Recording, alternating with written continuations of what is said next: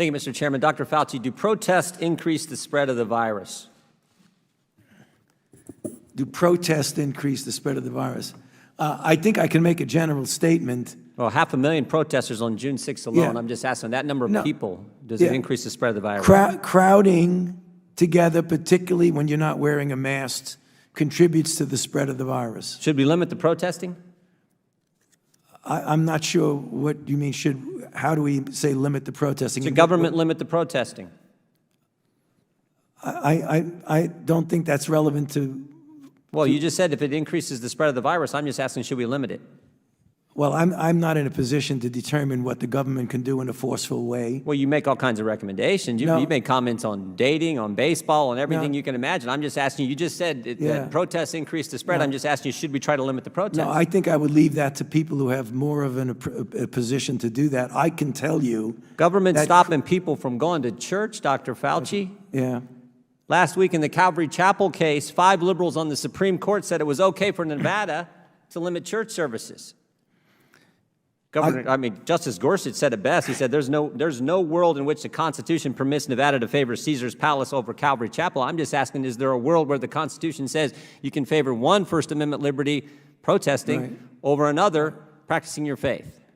I'm not favoring anybody over anybody. I'm just making a statement that's a broad statement that avoid crowds of any type, no matter where you are, because that leads to the acquisition and transmission.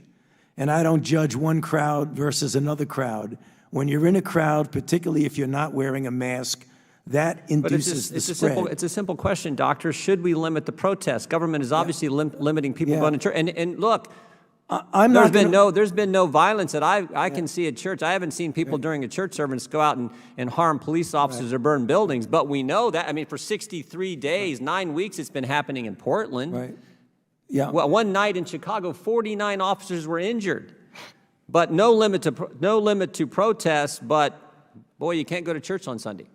What was the I don't know how many times I can answer that. I'm not going to opine on limiting anything. I'm just going to tell you. You've opined on a lot of things, Dr. Fauci. Yeah, but I've never said This is something that directly anything. impacts the spread of the virus, and I'm asking your position on the protest. Yeah, I'm not going to opine on limiting anything. I'm telling you what it is, the danger.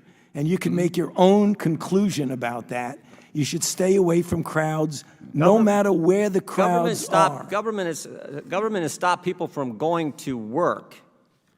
In fact, just in New Jersey 4 days ago, Ian Smith, Frank Trombetta were arrested for trying to operate their business, their gym. They were arrested.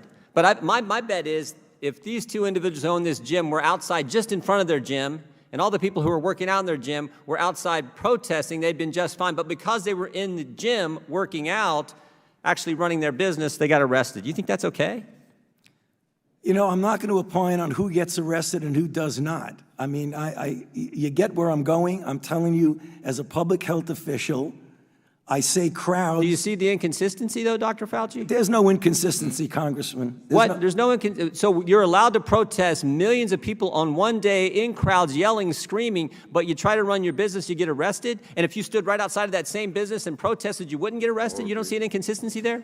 I don't understand what you're asking me as a public health official to opine on who should get arrested or not. That's not my position. You could ask it as much as you you've want, advocated for and I'm certain not gonna businesses. answer it. You've advocated for certain businesses to be shut down. I'm just asking you on your position on the protest. I haven't seen one.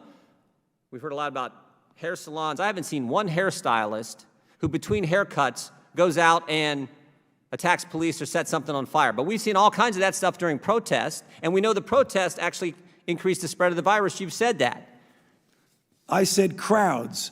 I didn't say specifically. I didn't say protests do anything. So the protests don't increase the spread of the virus? I didn't say that. You're putting words in my mouth. No, I just want an answer to the question. Do the protests increase the spread of the virus? I don't have any scientific evidence that anything. I can tell you that crowds are known, particularly when you don't have a mask, to increase the acquisition and transmission.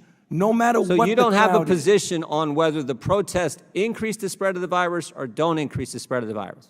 I'm saying that crowds, wherever the crowds are, can give you an increased probability that there's going to be acquisition and transmission. But do you understand Americans' concern protesting, particularly according to the Democrats, is just fine, but you can't go to work, you can't go to school, you can't go to church.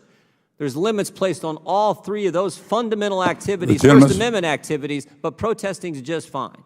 You know, The gentleman's time has expired.